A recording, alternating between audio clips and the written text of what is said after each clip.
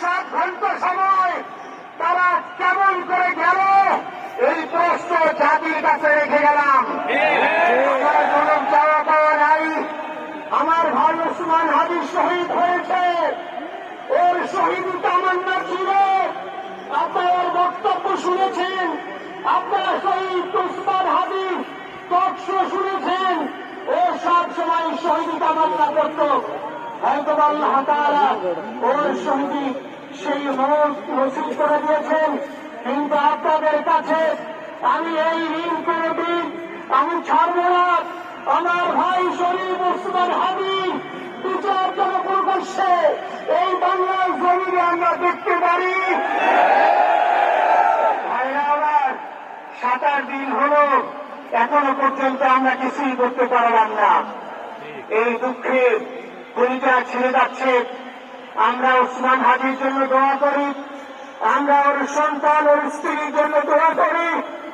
ওর সন্তান মাত্র 8 মাস বয়স, গতকালকে যখন ওর কাছে নিয়ে এসছে সবাই বাবাকে দেখাবো ওসমান হাদিকে।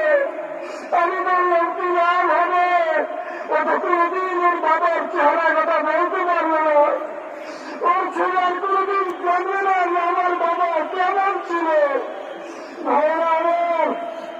ওসমান হাদি আর ফিরে আসবে না।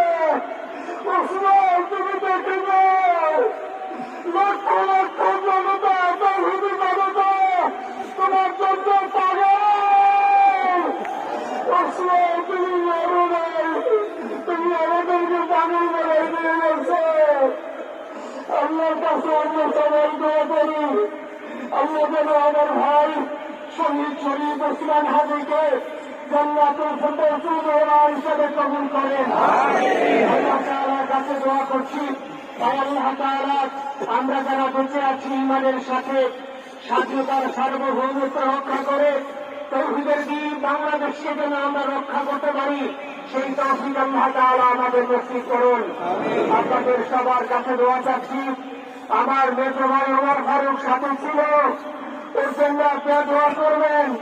আমার ছোট বোন মাসুমা 1 নম্বর হয়ে গেছে, তাকে চিকিৎসা করাচ্ছি, ডাক্তার বলছে অনেক বেশি সমস্যা। আমাদের পরিবারের জন্য একটু দোয়া করবেন। আমাদের আর কোনো চাওয়া পাওয়া নেই। শরীফ ওসমান হাদি তুমি বেঁচে থাকো, আমরা ওর জন্য দোয়া করি। আল্লাহ তাআলা শরীফ ওসমান হাদিকে জান্নাতের সর্বোচ্চ মাকাম নসিব করুন। আসসালামু আলাইকুম ওয়া রাহমাতুল্লাহি ওয়া বারাকাতুহু।